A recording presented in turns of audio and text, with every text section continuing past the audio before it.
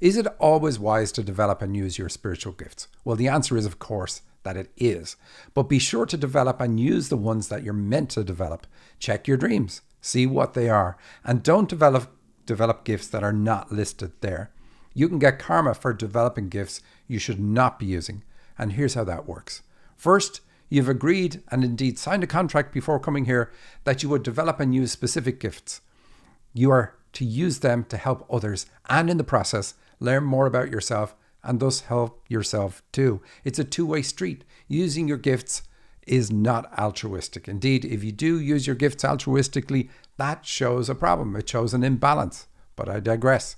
If you don't develop your gifts, the ones that are true to you, that is, then you cannot help those you planned to help, and you cannot grow in the way that was designed for you. Failing others on their path by not being there for them in their time of need, ready to use the gifts you promised to use, will incur karma. And incurring karma is not anything you want to do. Trust me. What if you develop a gift that is not on your list? Well, that's definitely not good. Yes, you think you're helping lots of people with your gift, but really you're interfering.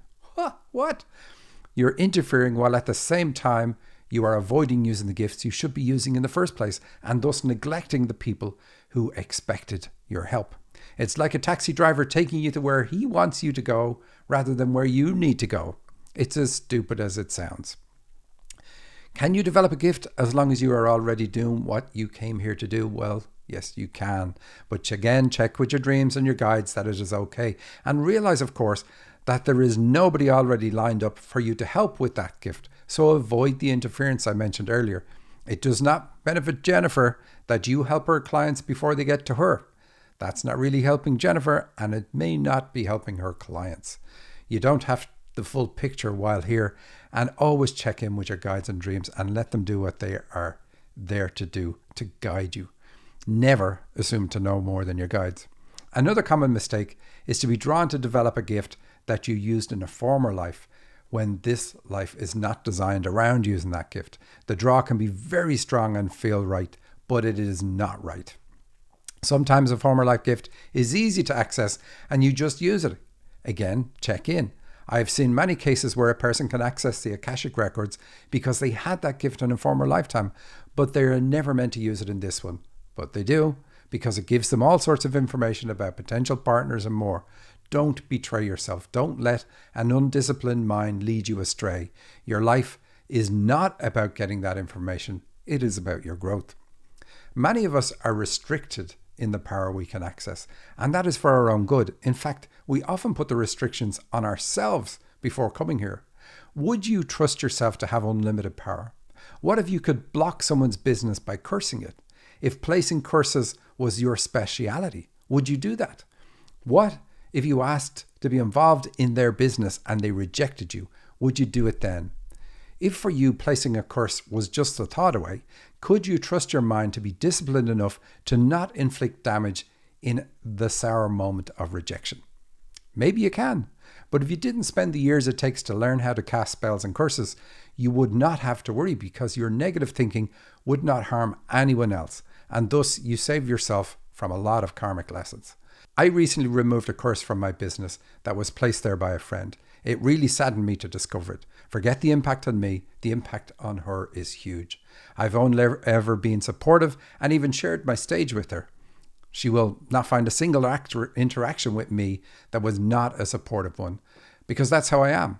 If someone wrongs me, I will walk away from them. That's my strongest reaction. What I also know about people who place curses is that they don't know how to undo or remove their own curses. It is not in their training manual. There is no, and just in case you cast the wrong spell, here's how to undo it. Because these are things that should not be done, ever. A curse is akin to sticking a knife into someone. Removing the knife does not undo the damage. Healing the wound takes a different level of skill. Sometimes it cannot be fully healed, and usually this is a level of skill that the antagonist does not have. The damage inflicted continues to ripple out and continues impacting. Never act like you are the spiritual police, that you must take something into your own hands because the spirit world needs your help. It does not. The spirit world is helping you, not the other way around. The short takeaway from this is do not give yourself so much power that you can hurt yourself. Do not train in the use of gifts that can interfere with other people's life purpose. If you do not have a disciplined mind, if you are not always compassionate, you can incur several lifetimes of karma to make amends for your negative actions in this lifetime. And it's not just amends to the person you intended to hurt.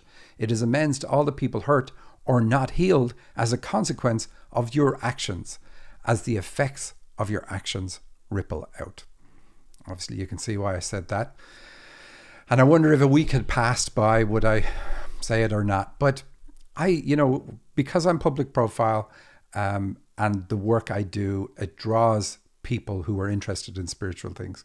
I often do get attacked by people, and that's okay. I mean, it's not really okay, but I deal with it. I rarely ever talk about this side of things, but I've started to recently. But realize that your actions have a consequence, and the biggest consequence they have is on you. Yes, you can hurt somebody else, but there's very little gain in that for you. So just don't do it. It doesn't make sense. I mean, some people I deal with are very open and very naive and have lots of powers, and other people use their powers to do attacks. And that's not the fault of the person who's open and naive. This is about somebody who is deliberately doing something and they know they're doing it. Your karma is actually proportional to your awareness of what you're doing. Thank you for watching this clip from the Dream Interpretation Podcast.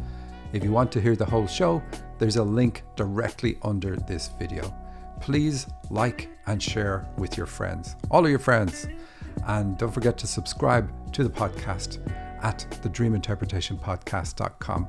That's also where you can submit your dream to the show and have yours featured. You can also download my free dictionary that has thousands of symbols that will help you understand the meaning of your dreams. Thanks for listening.